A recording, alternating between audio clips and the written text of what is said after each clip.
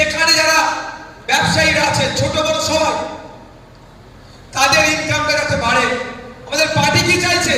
সাধারণ মানুষজনের হাতে একটু বেশি পয়সা আসলে এরা বেশি খরচ করতে পারবে।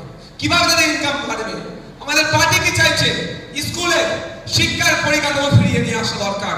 আমাদের পার্টি কি চাইছে?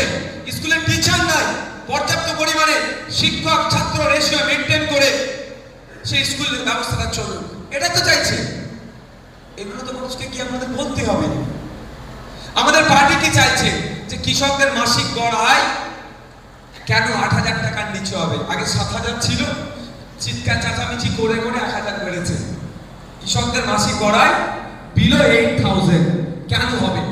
আমাদের পার্টি বলছে কেরলে চলে যান, তামিলনাড়ু চলে যান, একটা কৃষকের মাসিক গড় আয় ৩০,০০০ টাকার উপরে।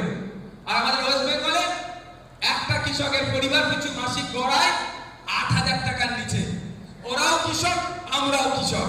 এই যে বৈষম্য, ইনকামের যে ফারাক, এই ফারাকটা আমরা ঘুচাতে চাই।